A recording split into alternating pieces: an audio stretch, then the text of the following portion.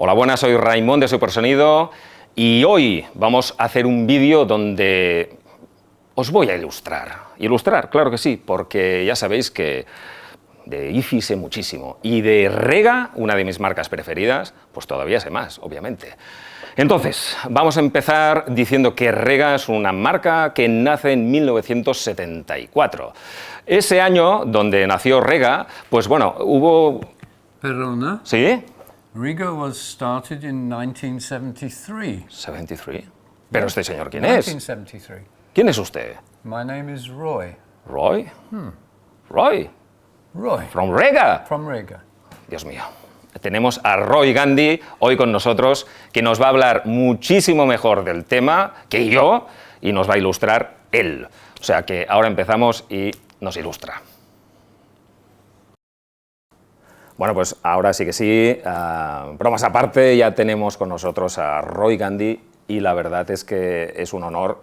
Yo a nivel personal, no es por hacerle la pelota ni mucho menos, pero sí que es una de las marcas que siempre he apreciado y que me han gustado desde hace muchísimos años, ¿no? Es un tipo de, bueno, de electrónica, de marca, donde creo que priorizan mucho un producto muy honesto y con precios muy moderados y que la calidad es muy, muy alta.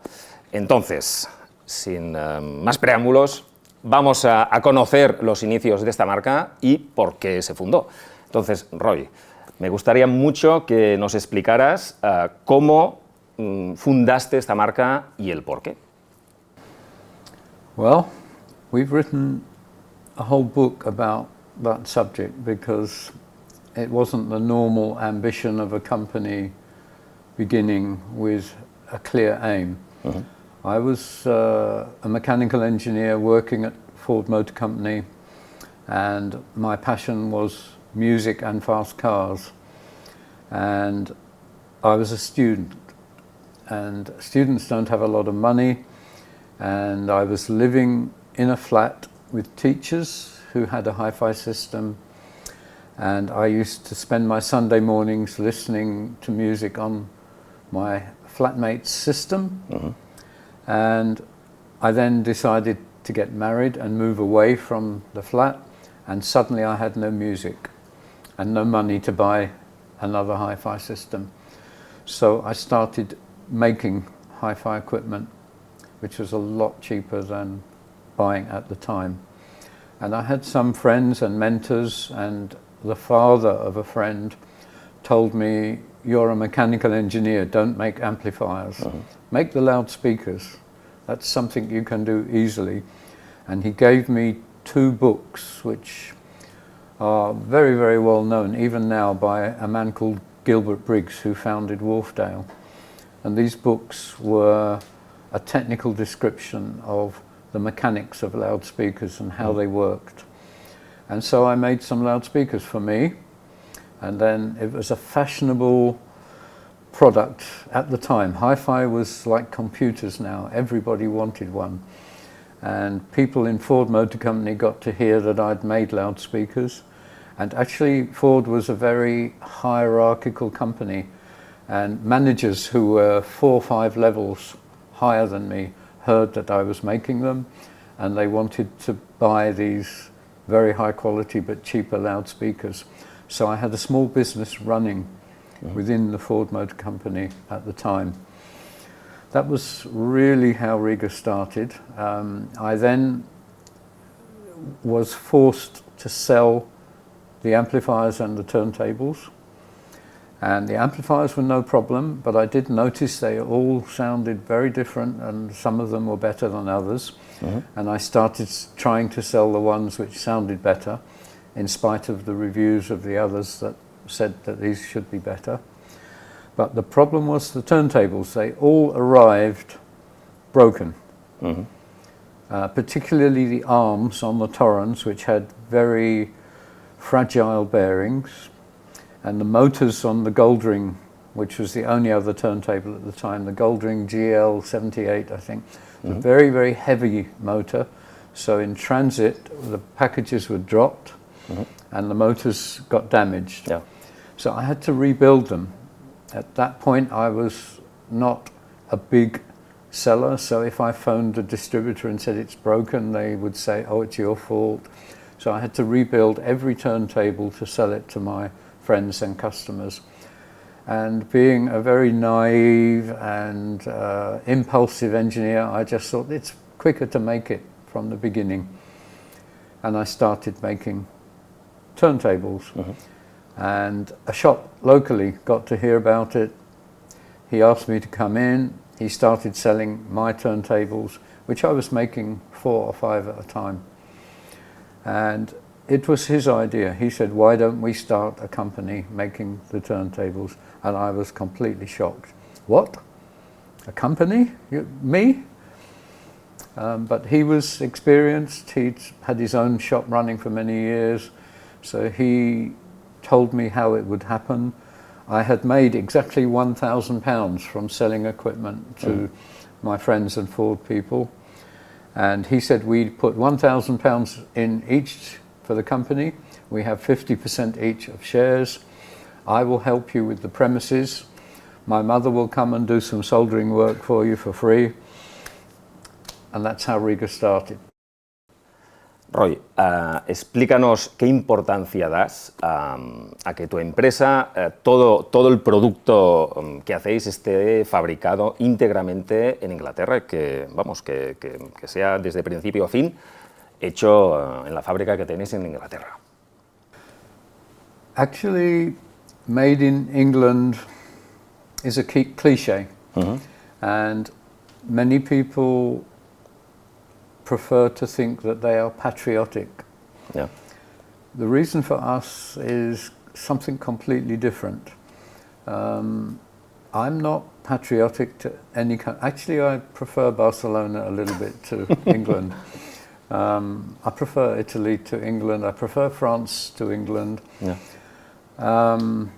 Every country has its own problems and its good points, and I'm an unusual person that doesn't feel something about my own country.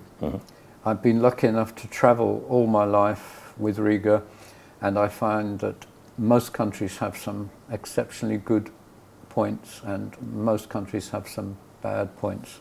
So I'm not patriotic about England. But if you want to make a product and manufacture it, and you want to make it well, you have to have more than just you or me involved. You have to have lots of people who are real experts. And those people have to be close, and they need to be interested in the product, and they need to want to collaborate with you. And this is much more difficult to happen if you have to fly to another country to collaborate with somebody who's making something in Czechoslovakia or China or Indonesia.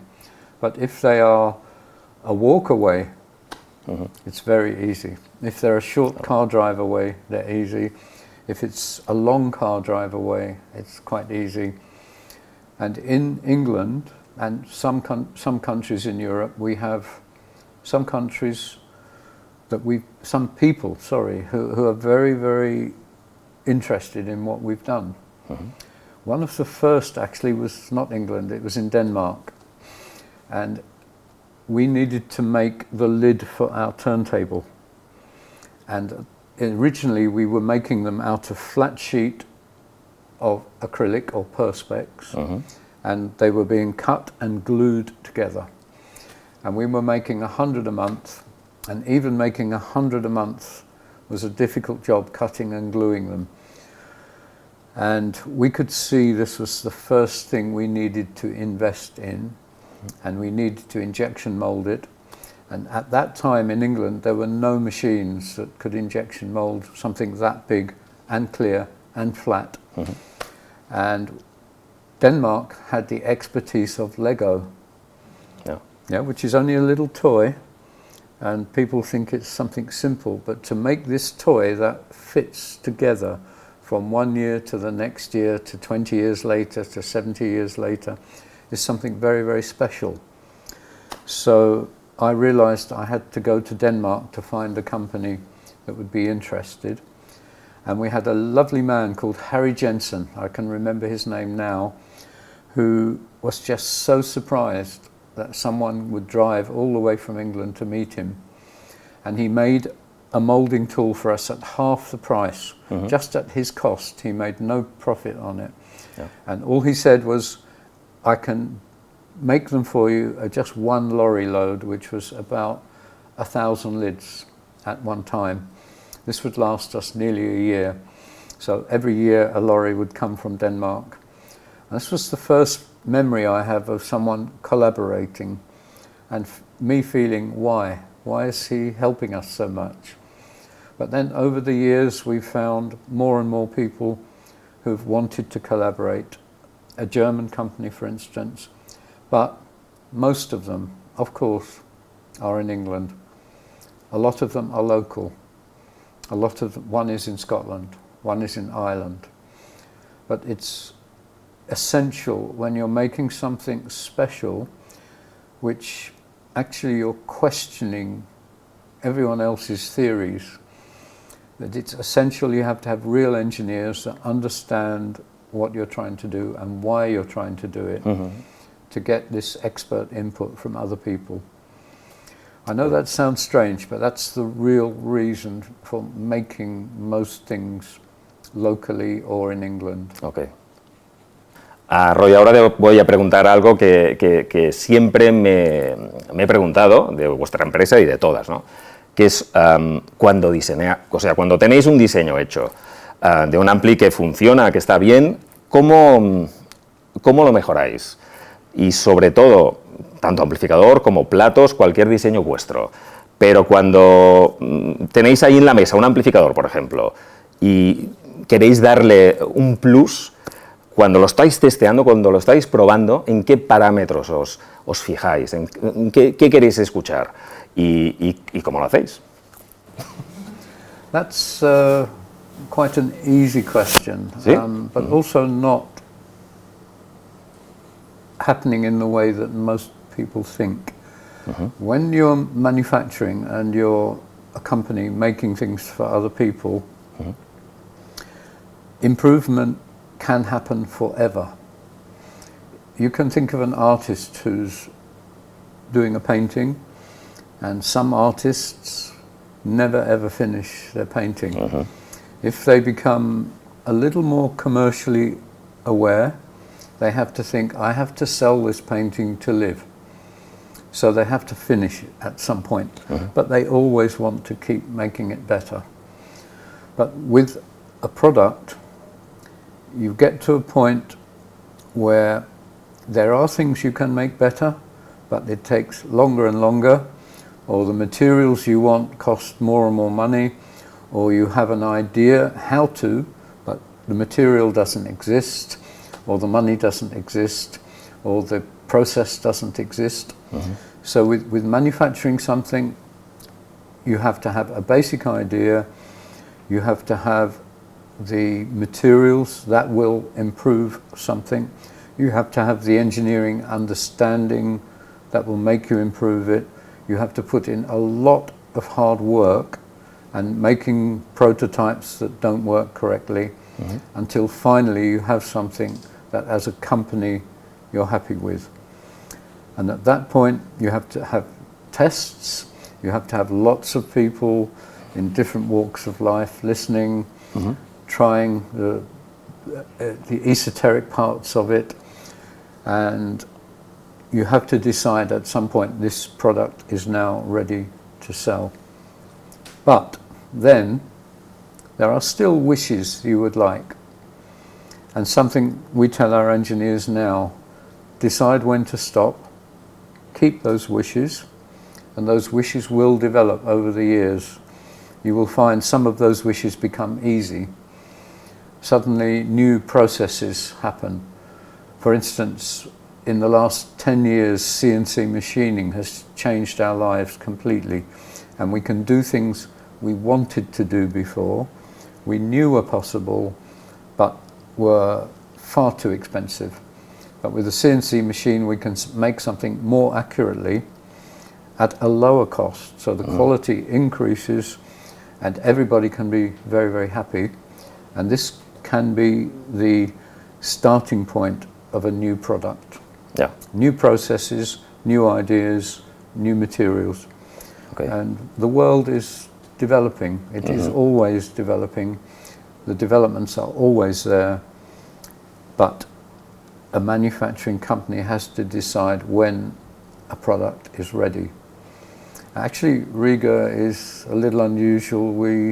The designers are always trying not to launch their products. And the salespeople are saying, it's ready, come on, we like it. And we have to have an internal balance of when the product goes into the market. Muy bien. Ok. REGA es una marca que ha estado muchos años con una gama de amplificadores que no era muy amplia, de hecho, solo 2 amplificadores. Y poco a poco ha ido pues, construyendo una gama bastante más amplia. Bueno, aquí tengo al REGA Brio, que es uno de mis amplificadores favoritos de toda la tienda, porque es un amplificador que realmente es muy pequeñito, pero os aseguro que su sonido no tiene nada que ver con su tamaño, es realmente brutal. Entonces, lo que me gustaría, Roy, que nos expliques es cómo habéis diseñado toda esta gama tan amplia que tenéis ahora de amplificadores que pasan desde el IO hasta Lezos que tenemos aquí, que bueno, este también es mundo aparte en cuanto a calidad de sonido se refiere. Explícanos cómo ha surgido esto. Well, you've reminded me of some very interesting history of REGA. I have to go back in my memory a long way, but in the early days we were making only turntables, and we also made some loudspeakers, but we concentrated on turntables mainly because this was the most difficult thing and the part that most people weren't making very well. So it was easy to be recognized for sound quality. Personally, when the company was small and I had a little authority, I said we would never get into making amplifiers. I could see every amplifier had a few hundred little parts. If one went wrong, the amplifier didn't work. If one solder joint was wrong. I had friends who worked in Arkham, in Creek, in Name Audio, and I just could not imagine their problems compared to ours where we had 20 or 30 parts. Until one day, an old school friend came along to our factory, and REGA was always unusual that we would listen to products that people brought us. Most other companies always said, no, we don't have the time. They're used to lots of people coming with products that have no use at all, and they got fed up with being polite, so they used to say no to everyone. We always remained open to every idea and every person coming. And one day this guy came along, and he said, I knew you at school. So I said, okay, we'd be interested. And he actually worked at the time for another British amplifier manufacturer, and he had his personal idea for an amplifier, but it was too complex for the manufacturer he was with, and they weren't interested in the sound quality, and they weren't interested in the product and in the problems of making this product. So we listened, and at the time there was only one company in England who were making amplifiers that sounded definitively better than the others, and that was a company called Name Audio. And everybody at REGA owned some product from Name Audio as our amplifiers. And for the first time ever, this product that was brought to us by this young guy sounded not the same, but similar in quality to Name Audio. But smoke was coming off it. It was literally smoking, and there was a lot of noise and hum and crackling in the background. But when we played music for it, it was stunning. So you can imagine my feeling of, oh, there's something special here. So at that point, we were not a wealthy company. We said, what can we do next? And he said, I can develop it. I can get rid of the noise, I can get rid of the heat. And we said, well, that's going to cost a lot of money. And he said, I think I can do it for £1,000. And that was a lot back then. And we said, okay, we'll give you £1,000 and hopefully within a few months you will solve the problem. It was another risk investment. Mm-hmm. So after 1 year, we were phoning him and he still hadn't solved the problems. And he was sounding embarrassed when we called him. And we said, please, you've got to come and see us with what you have. And he'd spent 900 of the £1,000 on some measuring equipment. And he'd made the product a little better. Mm-hmm. It was actually not just lots of wires, it was on a big board about this big. But it still had some noise, it still had some heat problems, but it still sounded beautiful. Mm-hmm. And I was feeling very frustrated. What can we do next? The designer can't solve the problems. So we talked to our local electronics network, people who were making printed circuit boards. There was a company on our estate making PA equipment and mixing desks. And we had a lot of interested people until one person said, I know someone who can solve these problems. He's very strange, but he's a genius. Mm-hmm. But he can't work with anyone. And every company he's worked from, he keeps getting fired or has to leave because he gets angry. But he would be interested. So could we have his number? We had the number, we arranged a meeting with the designer and this new person whose name was Terry. And he took one look at all of these wires and his big smile came on his face. And he recognized there were 3 different designers involved in the product. Mm-hmm. He recognized all of them, where the circuits came from. And he said, this is something really wonderful. This would be a dream to have a product like this. And we said, what, could you make it work better? He said, oh, well, I could try. And I was saying, look, this is Derek, the designer. He's tried for a year. He can't improve it. And we said, how would you like to try? And he said, well, I'd have to take it away and play with it. And he thought we wouldn't let him do that. And we said, of course, you can take it. He said, really? Well, I can take it home. And it was a very, very strange meeting. And 2 weeks later, he came back. It was on a printed circuit board. The hum had gone, the heat had gone, and it was sounding beautiful. Mm-hmm. And at that point, this was Terry, who became the future electronics designer for REGA. And for the first few years, he didn't want to join the company because every company he'd ever worked for, he either got angry with and left, or they sacked him. But we understood his ability and we let him work in the way he wanted to. We actually created a little cocoon around him and helped him in every way we possibly could. And suddenly he started to feel comfortable. And I think after 3 or 4 years he decided he would work with us properly rather than being just a consultant. So he designed our first amplifiers and they sounded great, but they were unprofitable because they had a lot of components. We didn't know how to make amplifiers and we had to use new techniques, which were automatic insertion of components. They had too many components to insert by hand. We had to find people in England who would do the automatic insertion. It wasn't done in England, it was only done in Japan and China. And I found a company who was making emergency lighting. And they had invested in one of these machines. And it did all of their lighting in 1 week of a month and they had spare time. So they said, yeah, we'll do it for you. But they weren't expert and they made a lot of mistakes. So our early products sounded beautiful, but for us, they were quite unreliable. and we couldn't make a profit because our price was much too cheap. We weren't experienced at knowing how much electronic items cost. And slowly we learnt more and more about how circuits worked, how we should solder them, how we should find different subcontractors, and the products became more reliable.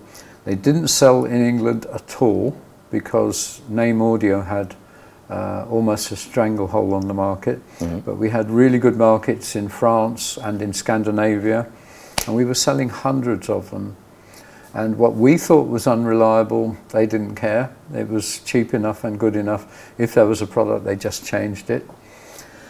And that was really the beginning of REGA electronic products.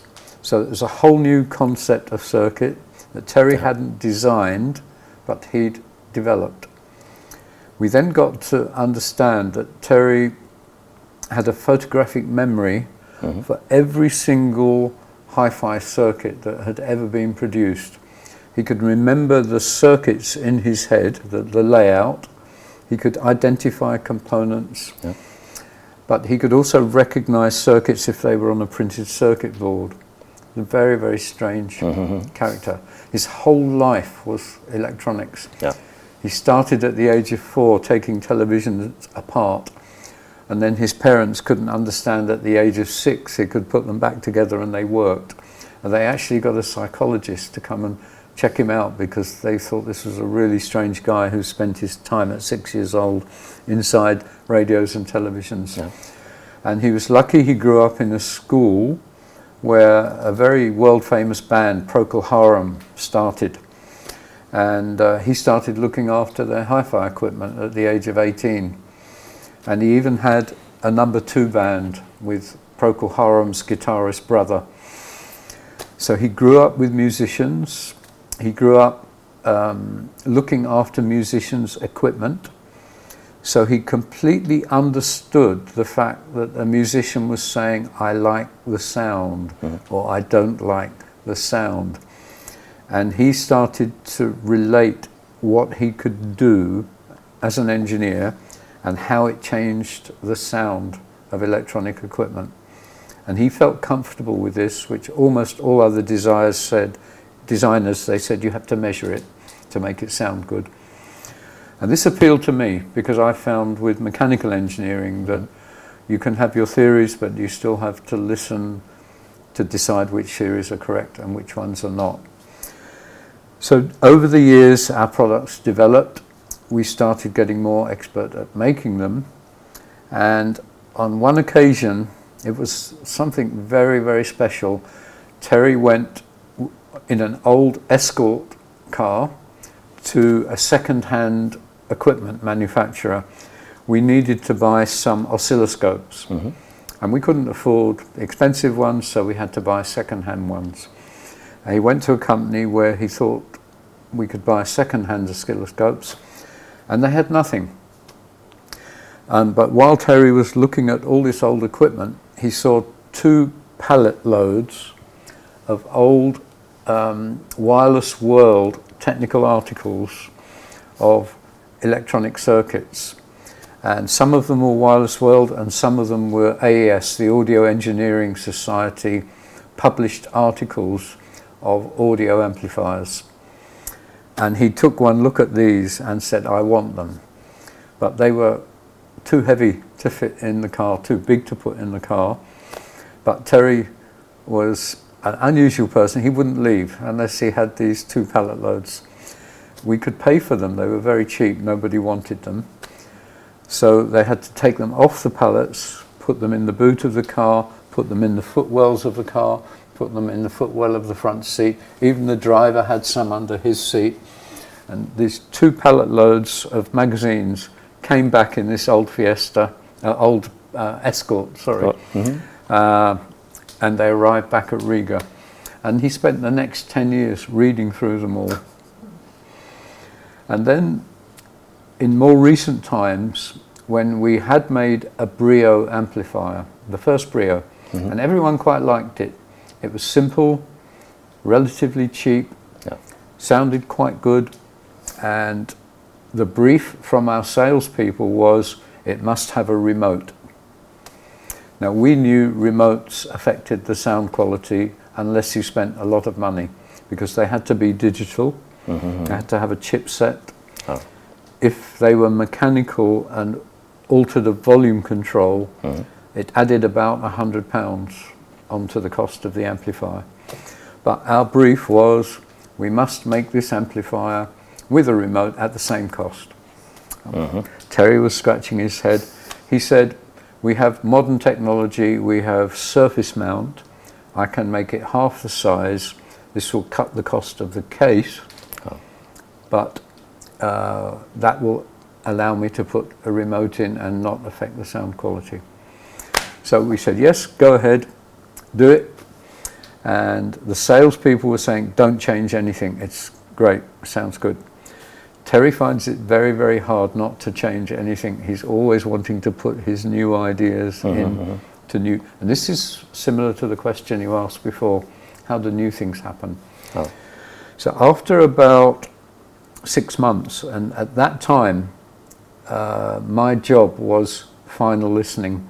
All the people in the company said, you have a history of listening to products and understanding what's good and bad in music. You must always sign off. So Terry came with his finished product, and I said, that's wonderful. It sounds exactly the same as the old Brio. The surface mount didn't make any difference. Making it smaller didn't make any difference. And then Terry said, would you just listen to this? And he brought another case, and I have to go along with him, remember, he's a slightly difficult guy. I had to sit and listen, and I was amazed. It sounded like one of the best valve amplifiers I'd ever heard. And I didn't know what to do, because I know Terry loved valves. I knew REGA could not make valve equipment in the quantities we needed to. And I was feeling this feeling in the bottom of my stomach. Oh dear, what do I do? How do I talk to Terry about this? And all I said was, how did you do this with a valve amplifier? And he said, oh, it's not the valve amplifier. Oh, really? He said, no, it's just an idea I've had for many years. So I said, what idea? And he said, remember those 2 pallets of... Well, in 1969, a very famous engineer, who still now is the engineer that designed tone controls that are still used, his idea. He came up with an idea for Class A amplifiers that didn't have as much heat output. But it was a philosophical idea. He had made an amplifier, but it couldn't really work because the transistors at the time were far too slow, and it could produce maybe 10 watts or 15 watts, and it didn't work properly. It was a proposal in a magazine, and Terry looked at this and he'd read it, and in his mind he just said, this is genius, this proposal could work. And now, this would be 50 years later, we have transistors that are much faster. We also had transistors where, this is a little bit technical and almost beyond me, but the driver transistor is in the same chip as the power output. And this was something that was necessary to make the original idea work in 1969-70. And suddenly he had the opportunity. So he didn't copy the idea.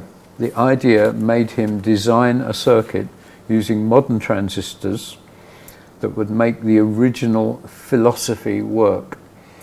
And it was a transistor amplifier that worked nearly in Class A, but only had about 1/4 of the heat output. And that's what I was listening to. And I was amazed. And I told everybody at REGA, this is what we must do. And I was going on a 1-month trip to the Far East, and I said, change it, make this. Terry was really happy because it was his baby. It was the first time a whole new concept of circuit design had happened. He'd done it, and it sounded beautiful. Also, it measured well. And everyone measured the same, and everyone sounded the same, which is very unusual for amplifiers. So I went away thinking, when I get back, we will have prototypes, all working. I came back from my trip, and Terry was looking very depressed. I said, what's the matter, where is it? He said, oh, the salespeople told me don't change the old one. I was really angry. And this was a time when I'd taken my authority away from REGA. I was encouraging everyone to make decisions. So you can imagine my dilemma. Mm-hmm. And I started asking questions, why? What? And I discovered nobody had listened. They just said, you must make it the same as the old one. That's all they said, don't bother with anything else. So I just got people and encouraged them to listen to the new one. And of course, they changed their minds. Wow, this is something very special. And that was the birth of this new Brio, which I think it was our biggest selling amplifier. The world discovered it. It was very small, very tiny, mm-hmm. and could power big speakers and sounded something a little different and a little better. So I'm very, very proud of Terry and his strange mind. Yeah. And that we could give him the environment in which to produce that. I was also feeling happy. I'm still needed. I was getting older. Without me, it would never have happened. The people in REGA would have made the old one again. So it was a strange time, and it taught us a lot of lessons. Always listen to the designers, even if they're doing something you don't agree with. Listen to what they're saying, listen to what they're producing. Only if it doesn't work out can the bosses or the people with authority say, oh no, we can't do that. Okay.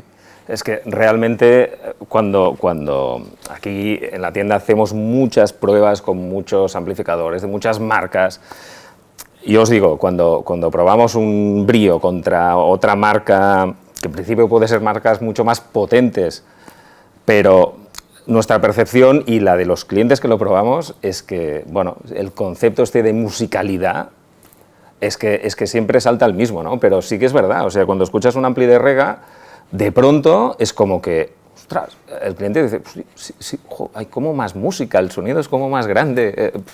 Bueno, supongo que será lo que nos ha contado, ¿no? Pues una persona, un ingeniero un poco loco por el tema, pero que ha hecho, la verdad es que unas máquinas que son tremendamente buenas.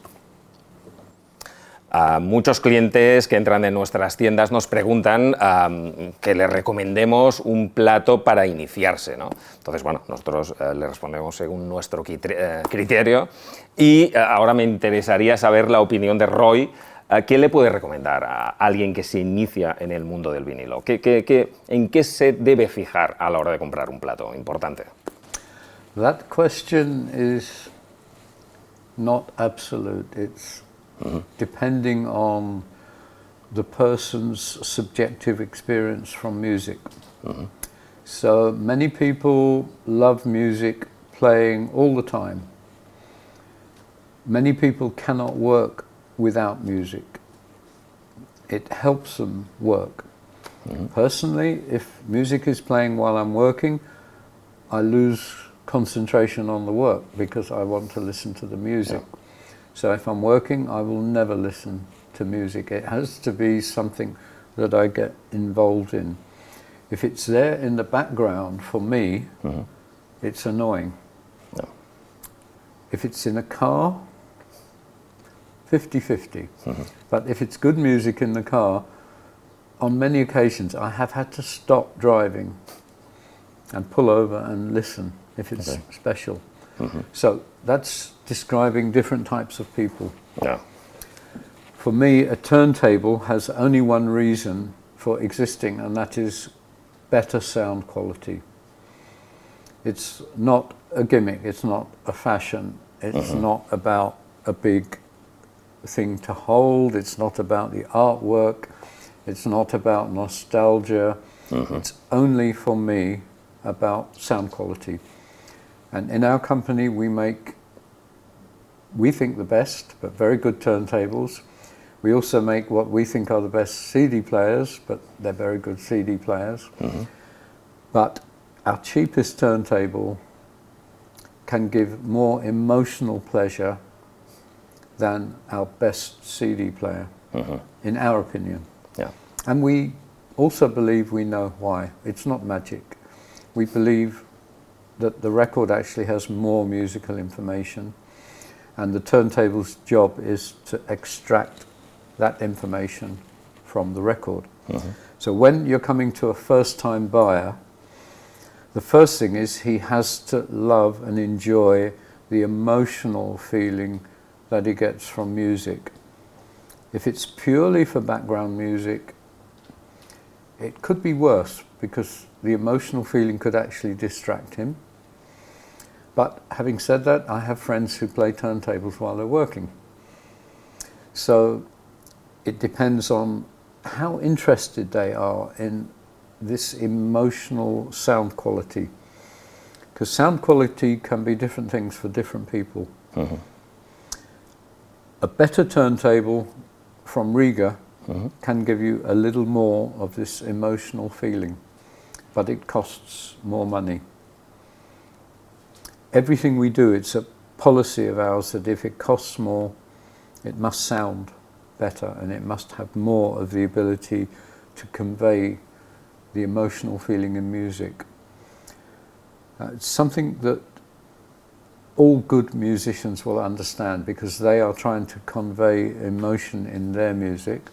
But there are other forms of music that are produced in studios that have zero emotional content. But it's a different type of emotional content. It doesn't mean it's not music. Yeah, so it's a very, very difficult subject, but many people will know if they enjoy sitting down, closing their eyes and feeling their body clench and feeling weird because of the music, or even crying sometimes. The feeling I get from good wine or good food or good music, then you can get this from a turntable, and you can, as the improvements happen, and it depends on your view of how much money you're prepared to spend on that feeling. I could, in Catalan, I can compare it to the quality of wine, because some people will buy wine for €5 and be very happy drinking it. I can't at all. But there is a point, and it's not much about money, but it's about the care that goes into the wine, the fact that they want to produce it without preservatives. I'm very sensitive to preservatives, and cheap wine often has preservatives in. But it can be quite cheap and no preservatives and be lovely to drink. So this was maybe be the starter turntable for REGA. And then as the cost goes up, and very often it's genuine with wine producers, they spend more care, they get less wine production from the same area, they put more effort into producing the wine, they're putting natural fertilizers. All of these things cost money, and you cannot do it for €5 a bottle. But also at the extreme, and we have this in hi-fi, 200-300 euros a bottle is something else. It's about collecting and marketing. But there's a figure somewhere around 30 euros where you can produce, maybe 50 now, where you can produce superb, the best wine ever. And maybe many people can afford that for special occasions, for their birthdays, for anniversaries. It's the same with the turntable. If you spend 300 euros, you can get some special pleasure. 3,000 euros, you can maybe get 10 years of a little more. It's just personal belief. Now, the way to find that out is to go and visit one of the very few dealers that exists in the world. that will allow you to listen and spend time listening and will spend time with you.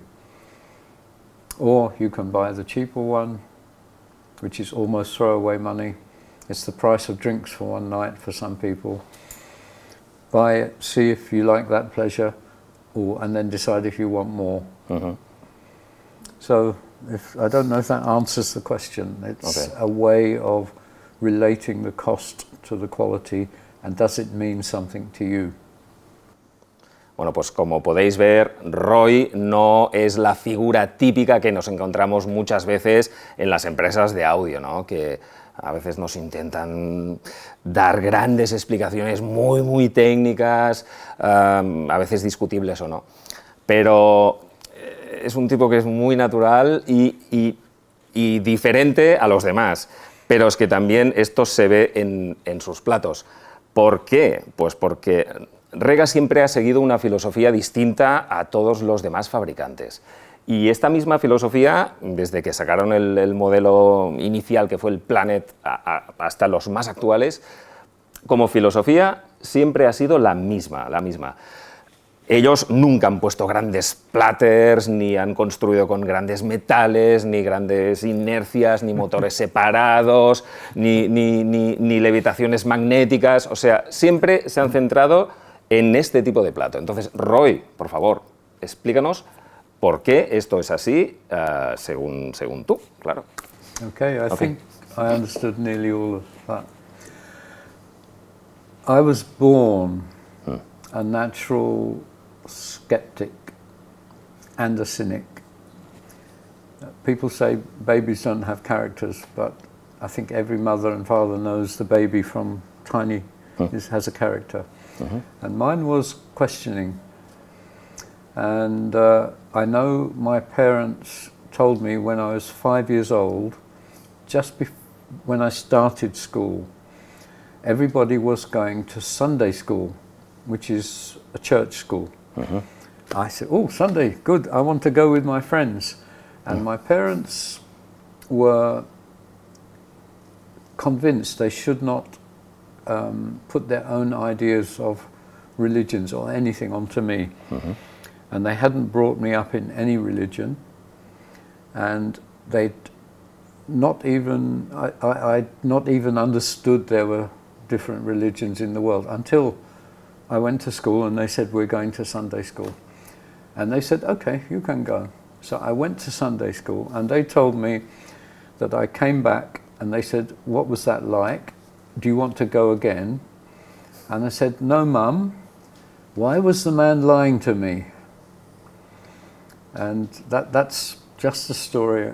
And I had this feeling that there was something wrong with what I was being told. I didn't understand it.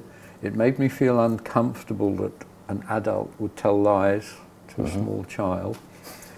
And ever since that time, I've always been critical of things that I've been told until I understand. And turntables are just one of many things in life where there is no real science, but most people believe something. We've just had a major situation in the world where that same thing happens. But when I had to start making turntables myself, which came about earlier and I explained why, I just followed the accepted wisdom. There were no books like the loudspeaker books. All they had was a few articles in magazines, and most of those were everything needs to be very heavy. So I made my turntable. I had some very heavy wood, and I got a motor from another turntable manufacturer. I got a bearing from an old turntable. I put them all together on this piece of wood, and I could hear noise hum through the music. It was loud enough to spoil the music. What I didn't know then was that we were changing from mono to stereo. I had stereo amplifier, stereo cartridge, and it was picking up the hum from the motor, which was an older motor from a mono turntable. So I read the magazines and they said, make the bass heavier. I've learnt how to put concrete onto wood. You can stick it on with using a special glue. So I took the turntable apart, turned it upside down, mixed some concrete, glued it on, left it for 2 or 3 days, turned it back, and now I'm a 20-year-old, very excited, put it all together again, expecting the music to be perfect, and I put the record, and the hum was louder. Oh. So, why is that happening? And then I'm already an engineer. I've made some motorbikes, I've studied engineering. Well, the motor is part of this heavy thing, and the music is coming from the turntable. The noise is getting put into the turntable, so the heavier this part is that's containing the hum, the more it will put the noise into the music. Very simple. Take the concrete away and make it lighter. So I made the very early embryo of a REGA turntable, which was a thin piece of wood with 2 layers of plastic to make it stiff, because if the wood was thin, the weight of the platter would bend it. Yeah. And the hum went. It's having something happen that's a mistake, trying to analyze what has happened from some understanding, presuming that you will do something else, trying it, and if it works, you've proved your idea. If it doesn't work, you then have to think again, try another idea. We're doing that at the moment with cartridges. We're having experts telling us how to make them, and they don't produce any power at all. So we're stuck, we're having to use trial and error again now. So this is what happened in the early days, and I discovered that the mass of a plinth was actually a negative thing. The turntable has to have some mass because it's rotating, and it needs to rotate at an exactly constant speed. And nobody seems to understand how constant this speed needs to be. And it's so simple because the vibrations that are contained in an LP record can be less than 1 micron. If I tell you that a hair is 20 or 30 or 40 microns thick, and the vibrations in there are less than 1 micron, when you're playing a record at normal volume, the average movement of the stylus is around 8 microns. Yeah. So any change, much, much smaller than we can imagine, will affect the music. So it has to turn at a constant speed. It also decides that the platter needs to be very stiff, because if it's soft, it's moving like this all the time. The platter is trying to slow down because of resistance from the bearing, air resistance. The motor is trying to make it run at the same speed, so there's a constant twisting motion going on within the platter. Yeah. Most people can't believe that, because we can't believe how small 1 micron is. Yeah? But to an engineer, if you can get your mind into that, then you try it. You try stiff materials. We're trying concrete now for platters. But our best turntables are made with aluminium oxide, which is one of the stiffest materials known to man, but it's very expensive. Yeah. Glass is somewhere just a little below aluminium oxide. And then on our cheaper turntables we use a plastic, but it's a very stiff plastic called phenolic resin or Bakelite. So we're engineers. We don't really like being hi-fi people. We love music. We like to use our engineering lack of understanding and a little bit of understanding to try and make better music from understanding how a turntable works. Yeah.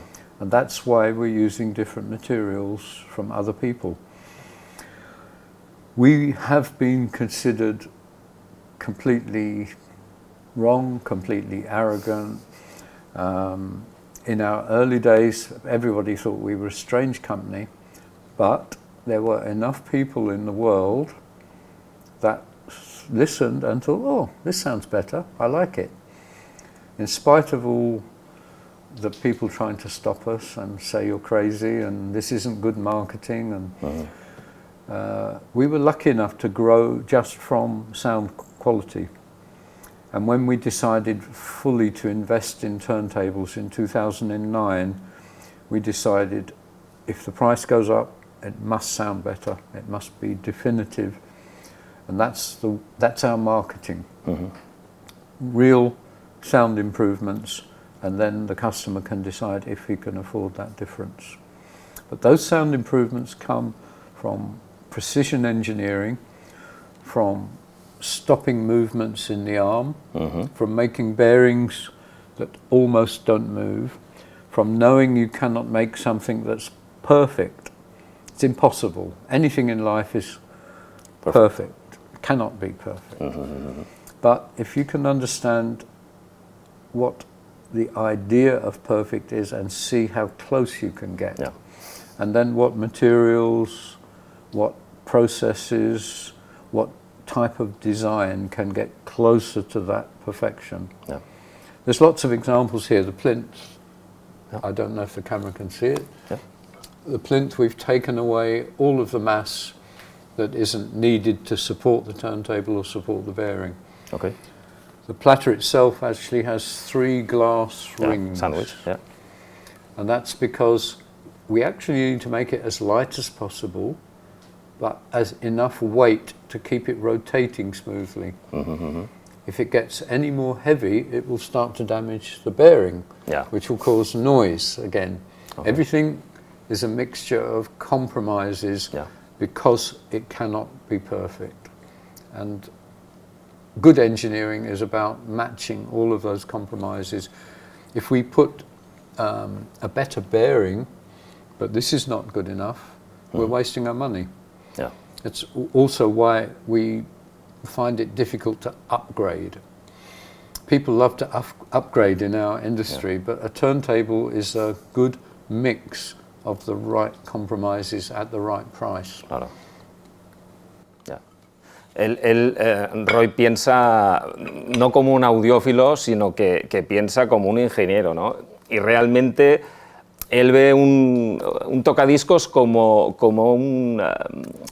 un artificio para medir las vibraciones, o sea, es como otro concepto, ¿no? Entonces, todo su planteamiento va no en contra a las otras marcas, pero que sí que, bueno, con otra filosofía que la verdad es que funciona, ¿eh? O sea, que no, vamos, que funciona y muy bien. Pero en su mente todo el concepto de diseño es distinto y esto a mí sí que me gusta, la verdad. Una de las piezas que siempre me ha gustado mucho de REGA es el brazo RB300, serie 300.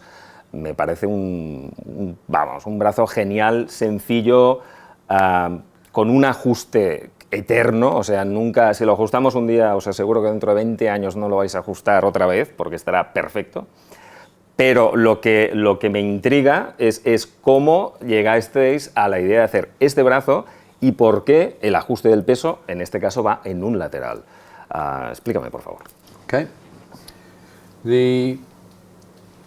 An arm has to fulfill quite a lot of different functions. The most important one is that it needs to be very stiff and not move in any way.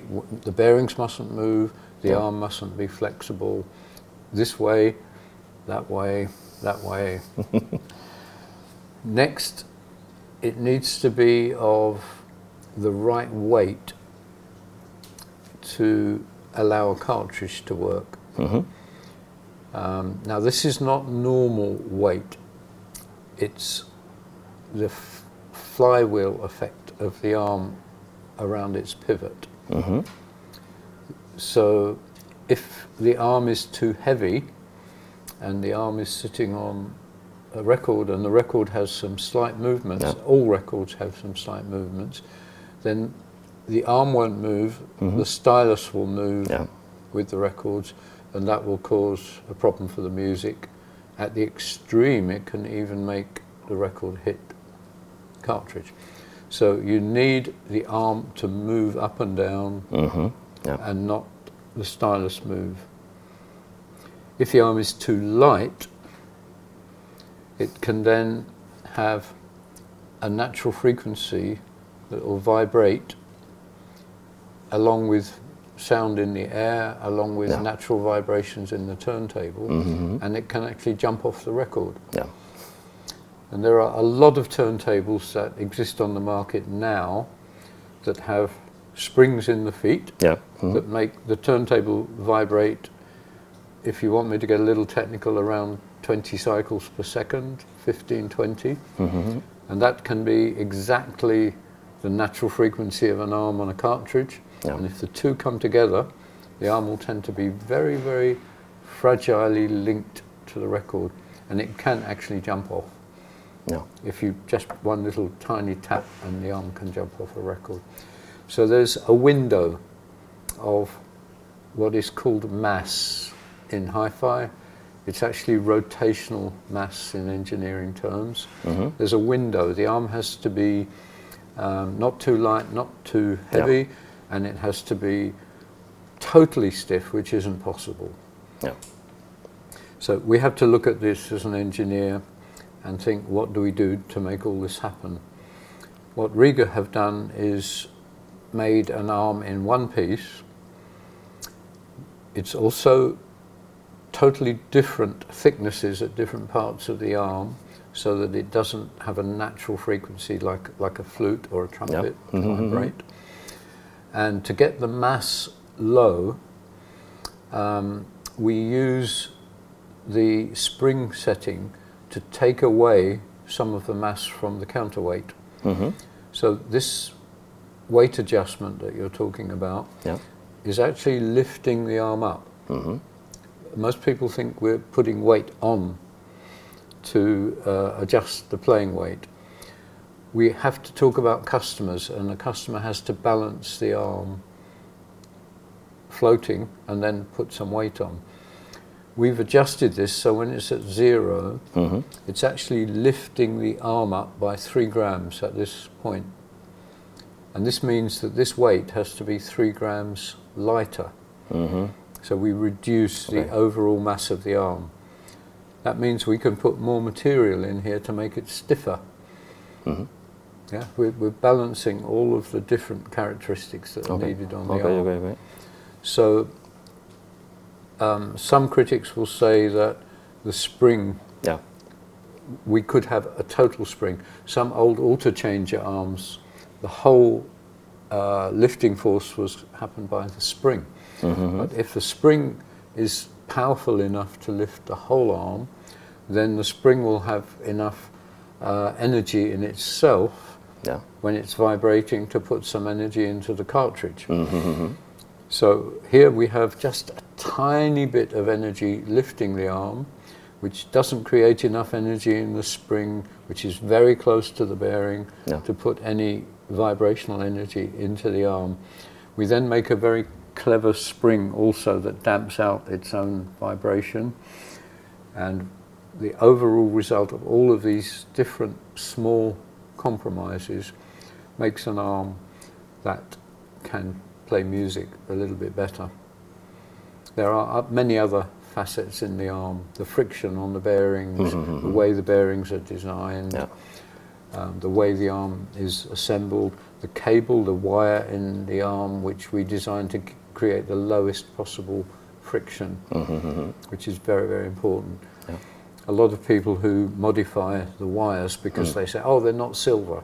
The silver is much stiffer than the multi, and we get a lot of arms returned to us that have been rewired and literally will not move across the record. You might have come across that.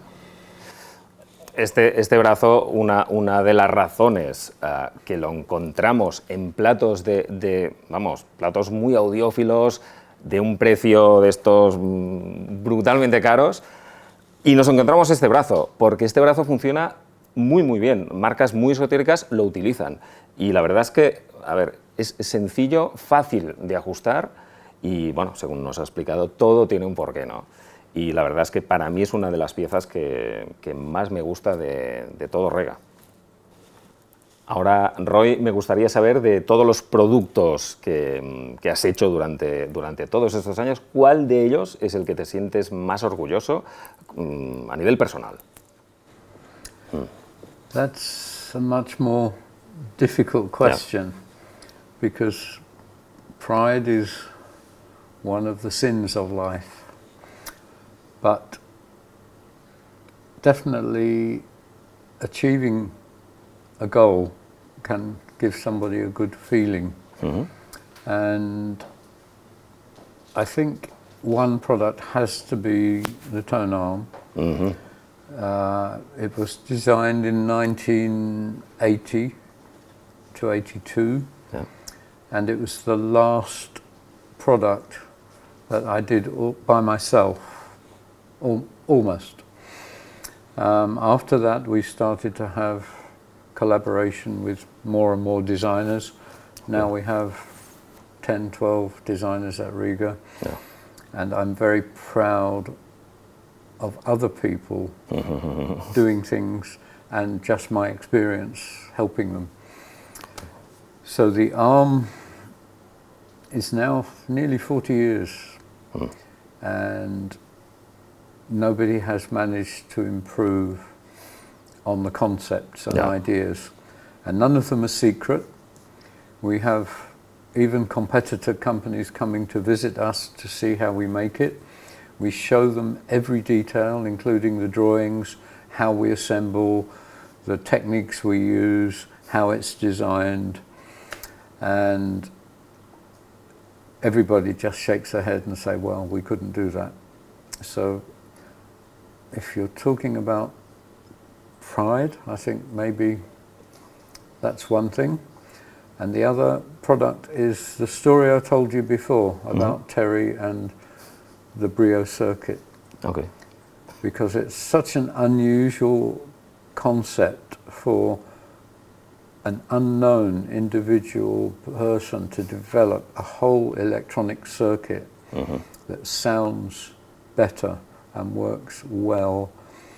Most circuits are developed by the transistor companies themselves, and almost, not all, but nearly all amplifiers in the world are based on the circuits that Hitachi or companies who make transistors that they put out. Texas Instruments is another one.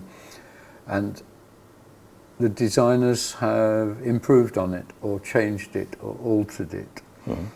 But coming up with a totally new concept, there have been a few others, there have even been a few others that we've evaluated, but coming up with one that really works well, reliably, and even measures superbly, but above all sounds better.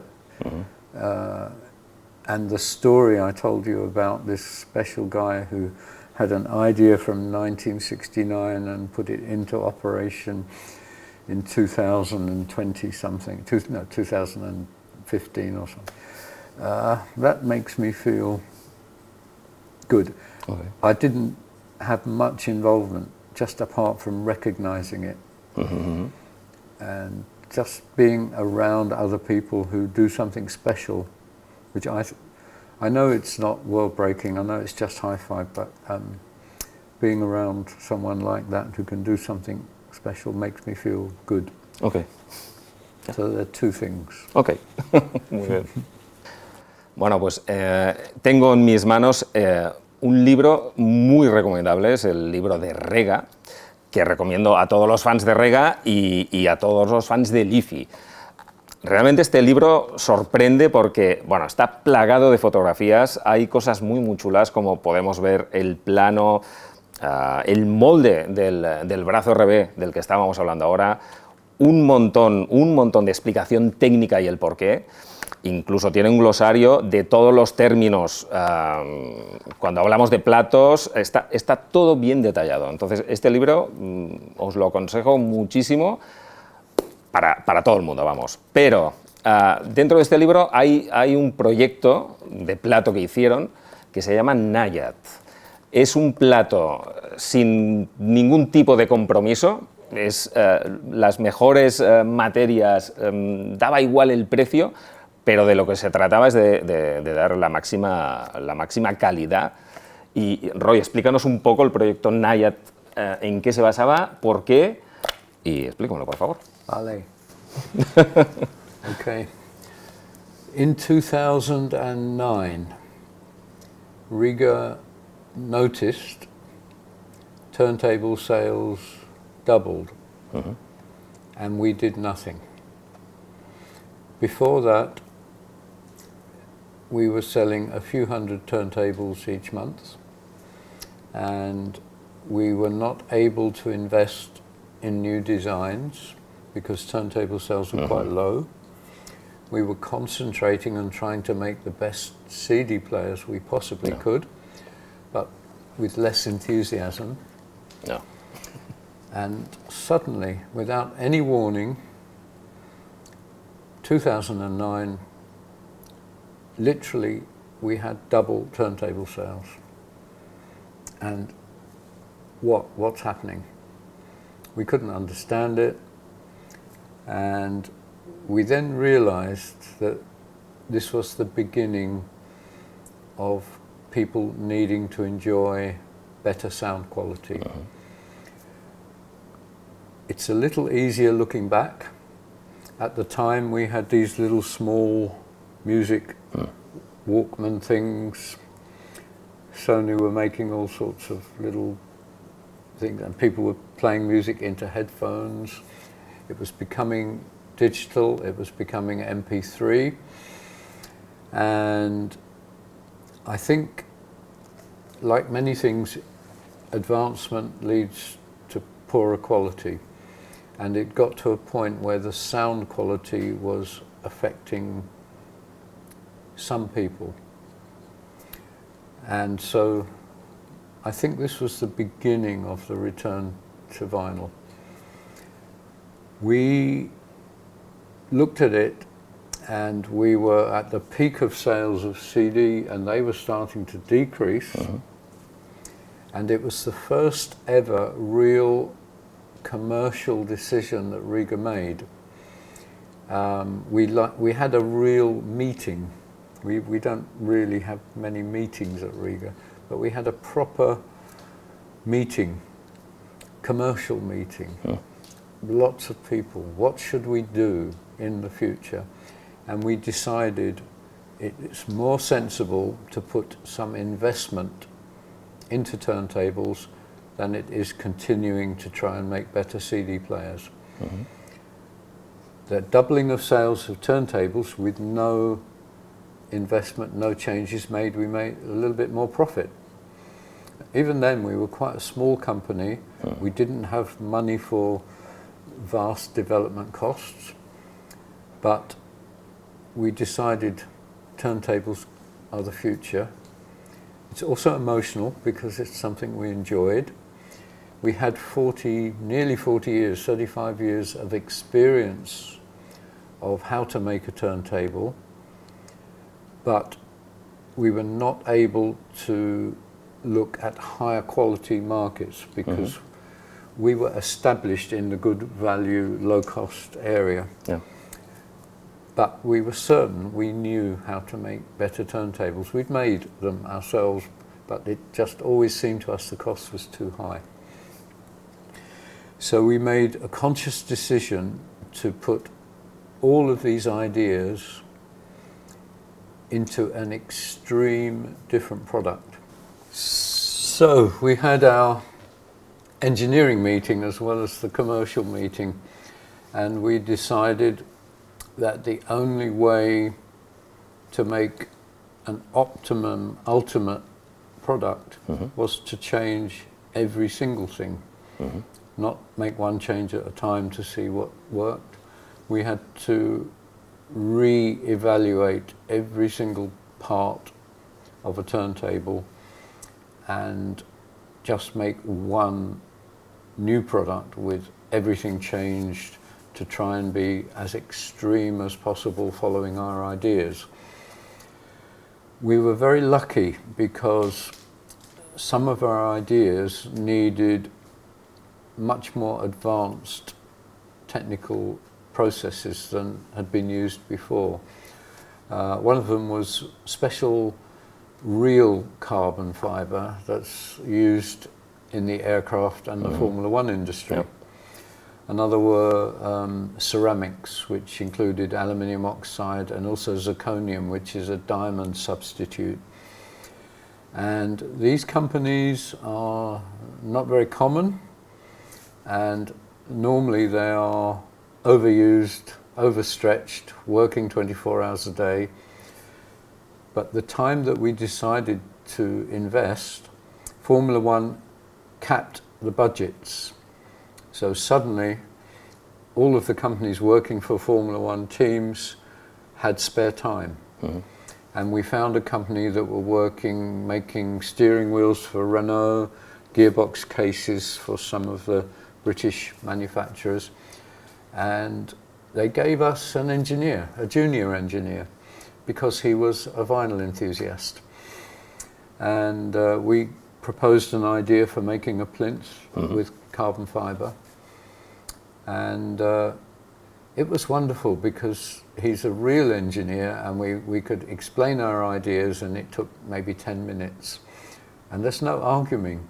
In the hi-fi industry, people say, well, that's your opinion, but people do things a different way. Their opinion is just as valid as yours. This guy said, yeah, I get it completely, I'll help. And it was a lovely collaboration. Also, using ceramics needs companies that work for the armament industry, the Ministry of Defence in England. And there was also a downturn in defence spending, and we were able to start a company to make a ceramic bearing, again for stiffness and for accuracy, and to get the smallest possible gap between the spindle and the bearing. And we proposed an idea, and they said, this is impossible, but if we try, we will learn something, and we need to learn now because we need to improve our technology. So they gave us some free development time, which we didn't have to pay for, and they tried to produce. It took 18 months to produce the bearing we wanted, and they gave us one. Oh, yeah. So, and we were really happy.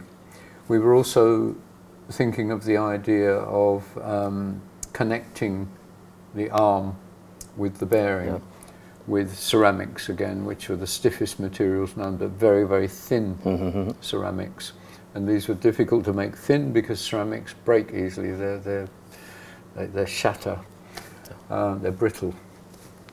So the NIAD came about by stating that we'd do every single part differently, and money was no object, but actually we couldn't have afforded to hire an MOD company for 18 months. We were just lucky that they said, we'll try this for you. When they made the one bearing, we said, how much? And they said, we don't know, we spent 18 months working on it. We'll invoice you for £1,000. And we said, thank you. Similarly with the plinths, that was a little bit more commercial. But all of these parts together meant that we had to spend about £100,000 on parts. And that was with lots of favours. But we played it, and we were just so happy. It just showed us that confidence in the ideas. And if you can understand a Formula One car, when you start pushing things to the limit, every bit, every compromise becomes more important. One little bit wrong and the performance stops. And we could hear something that just had amazing performance. And we did make one little mistake. We put our existing arm on the turntable, and it was very obvious after a few weeks of listening there was something wrong, and it was something to do with the arm, and we realized we'd reduced the mass of everything so much, but the arm was still heavy. So we started to have to make arm parts out of titanium instead of mixtures of aluminium and steel. That was the only real mistake we made that needed an improvement. And then we had a turntable which we'd made one, and we were very happy, and we could start investing in the Planner 1 because we just felt confident in stiff materials and lightweight and all of the ideas we'd put in to the Naiad. The next problem was our French distributor visited, listened to it and said, I want 5. And we just laughed and said, it's taken us a long time just to make one. It's cost, you know, us at least £100,000. He said, I don't care, just solve it, I want 5. He said, I know 5 people who will buy it regardless of the cost. And we thought even at this cost it would take us so much time, we'd have to twist people's arms. But we ended up with the bearing company saying, okay, we'll make you some more, maybe £2,000 each. It will help us to improve our ideas. The Formula One company actually were charging normal prices. The plinths were costing £2,000 or £3,000 each. And suddenly we realized we could make a turntable that was £30,000 or £40,000. But we tried for a long time, for, I forget, 2, 3, 4 years, and we got 50 parts. And then they were not made for production. It wasn't designed for production, it was designed to make one. So the parts didn't fit easily. It took a skilled person, one person at Riga who was a watchmaker, to fit the parts. He used diamond grinding to grind some of the parts so that they fitted together. And we've made, I think, 37 of them now, after, well, how long? Since 2010, 11. And we have enough parts to make 2 or 3 more, and they're finished. In the time since that happened, again, going back to your very first question, I think, how do things improve? We found other ideas, other ways of making a similar thing, but in a production manner. We've been working with Manchester University on making carbon fibre even stiffer, for instance. And we've been able to make a plinth that's more like the Planner 8, Planner 10 plinth, but is as stiff, as actually a bit more stiff now than the plinth we made for the Naiad.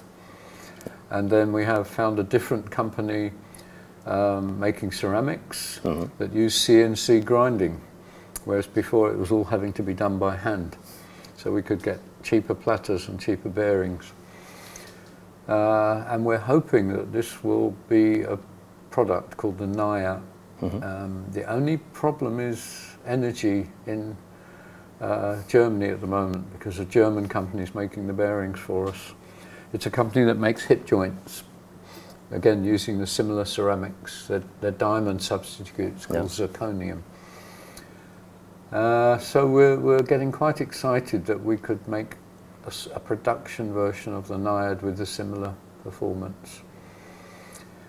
And this also coincided with something people have been telling us all our lives: why don't you write down what you're doing? And you can tell from this conversation it's taken a few hours, just talking about 1 or 2 things. People would visit our factory and they'd say, why don't you write it down? Why don't you put it in a leaflet? And we'd say, it would have to be a book. It can't be a leaflet. Every single part takes 1 hour to explain why it's made like this. And there are 50, 100 parts. It would be a book. And they'd say, well, write a book. Well, I hate writing. But I'm happy to talk about it. I'm happy for people to come and see it happening. So we've always had an open factory, and that's been our marketing. But once we made the Naiad, the pressure to write about it grew. More people listened to it and just sort of, this is wonderful, why don't you tell people what you've done? And they'd pick it up. It weighs almost nothing, and they could feel the difference. They could feel how stiff it was. So the idea started to come to me about writing it. I then thought there must be other books. We asked all of the reviewers, other technical people, is there a book on turntables? There are none. Nobody has ever written a book on turntable science. There are some articles we found from Shure Cartridge on trackability.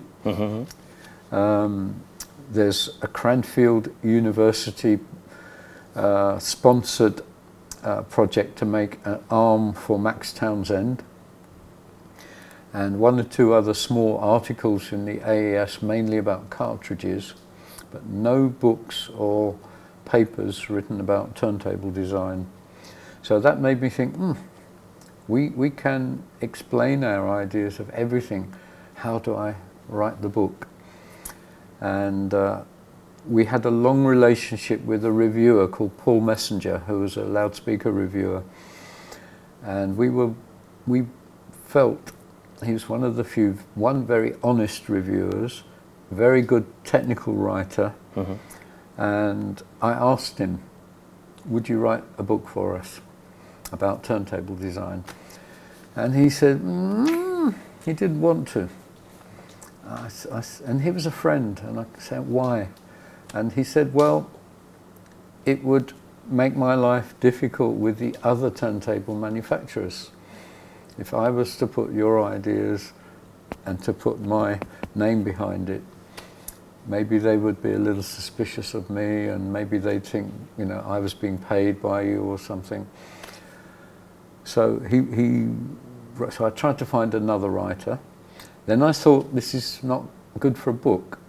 Technical paper on turntable design. Who's going to read that? A few hundred people in the world. Not exciting. And other people were saying, well, the story of Riga, the story of the people in Riga, the story of the other products. And I have a friend who's an amateur writer, but comedy. He writes plays that have been produced. He's even won a competition against 2,000 other writers to produce a play, and his play was performed in England. And I asked him, would you like to write a book about Riga? And he said yes, immediately. So I thought, I'm getting somewhere. And then we produced the Planner 8 and the Planner 10. Paul Messenger had a Planner 10, and it was the first time he said, we've made something definitively better than the old high-quality turntable, the Lynn Sondek. So I said, well, how about would you write the book for me now? This was 2 years later. And he said, well, I think you've proved your point now. Maybe, because this is so good, I feel happy collaborating with you and writing it. So I had two writers, one for the Riga story, one for the technical story, and I was feeling happy. And Paul is a good writer and a good editor. And my friend Bill is a friend, and he said, I will write it as long as you let me write what I want. I will interview you for 300 hours, it was, of tapes, and you mustn't have any, make any changes. So I said, okay. And the ironic thing was, my friend said, it will be great working with you. That's why I'm going to do it. Paul was so happy with his Planner 10 turntable that he wanted to understand. He started writing like a journalist, and I split the whole book into separate components, the bearing, the motor, the plinth. The first one he started writing like a journalist. Riga says that this, and Riga says like that, and he wrote the first chapter. Then he wrote about the bearing, and each time I would spend 2 or 3 days with him talking. He doesn't use a microphone. He just remembers.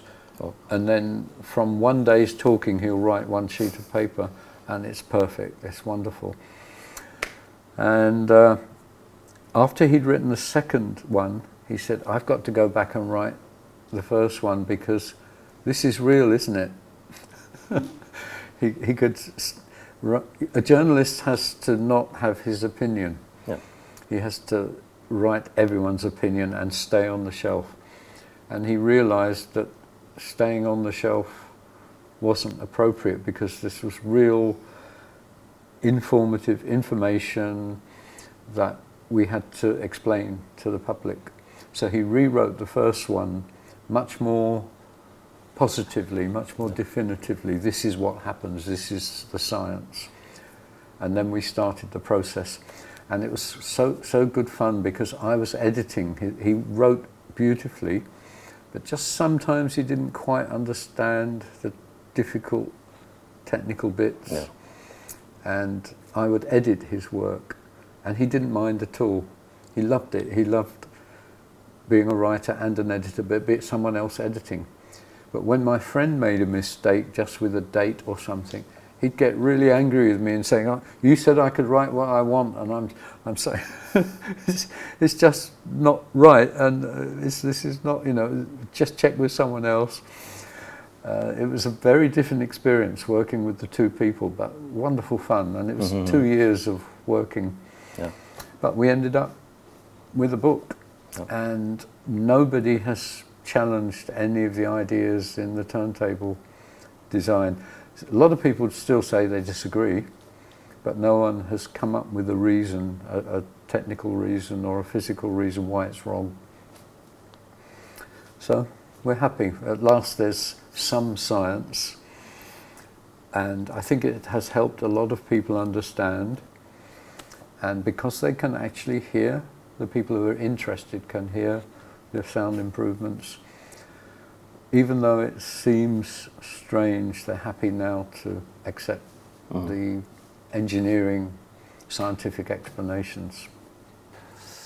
Bueno, Roy, ha sido un placer realmente tener a Roy entre nosotros. Como veis, es una persona que se explica de maravilla y que no tiene, vamos, que nos lo explica todo, no se guardan nada. Y siempre hemos tenido su apoyo de Roy. Ya hace 7 años, cuando abrimos la tienda, ya estuvo con nosotros. Y la verdad es que yo creo que nos ha dado bastante suerte, porque seguimos aquí y mucho mejor que hace 7 años. Con lo cual, Roy, gracias, te esperamos el año que viene.